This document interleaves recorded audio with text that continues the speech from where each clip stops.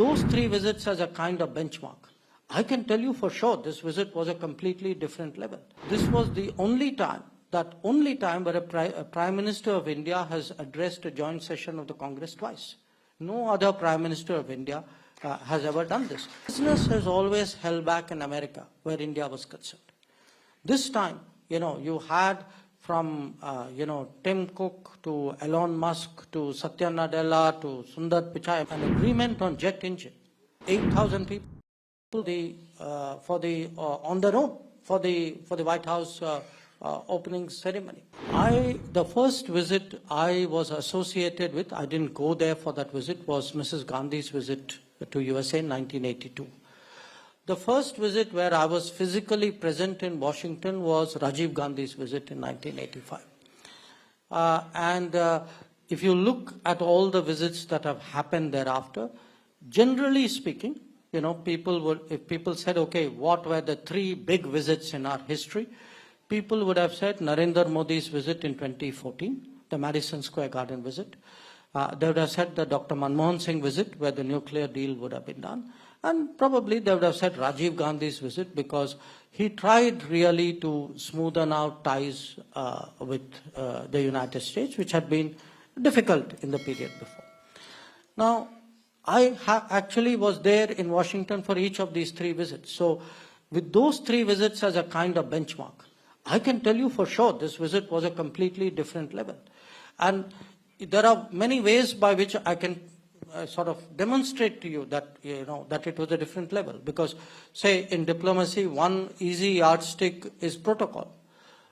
This was only the second state visit of an Indian Prime Minister. That the only other state visit which has ever happened before was Dr. Manmohan Singh in 2009. Secondly, this was the only time where a Prime Minister of India has addressed a joint session of the Congress twice. No other Prime Minister of India has ever done this. In fact, there are only 4 other people, 2 of them were Israelis. But other than that, I think only Nelson Mandela and Winston Churchill have addressed the joint session more than once. But it wasn't just this. We were, for example, in Washington for 3 days. On each of these days, the President of the United States was with the Prime Minister in a program. I mean, he was there for a private dinner on the first day in the White House. He was there through the official program, which was the second day. On the third day, he came for what was called a tech roundtable, which was out there. The First Lady, Jill Biden, she too had an event with the Prime Minister. An event on a matter which was very dear to her heart, which was on skills and community colleges. There were 6 cabinet members who attended, Prime Minister's. I mean, even his with a mix of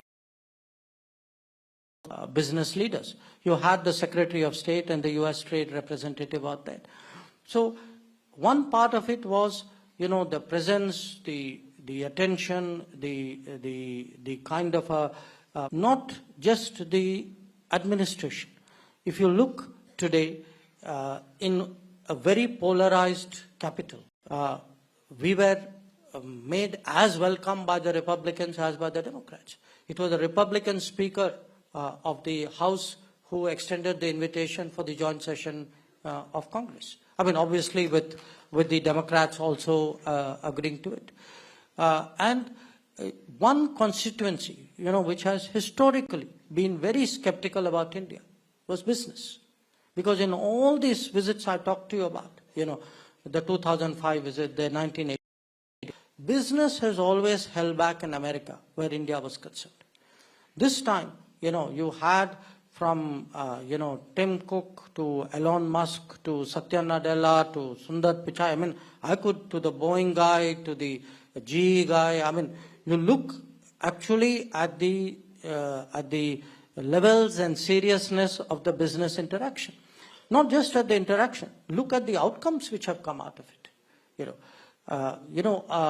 An agreement on jet engine is something which technology is held perhaps even closer than nuclear technology.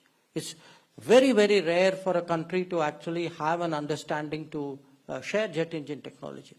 Similarly, if you look at the outcomes even on semiconductors, and you all understand today the importance of semiconductors, it is really the key metric on how to compete today. Had a whole series of agreements from Micron to Lam Research, which to apply done deals. These are done deals with funds committed, locations made, ready to go, which you will see coming up in the next few months.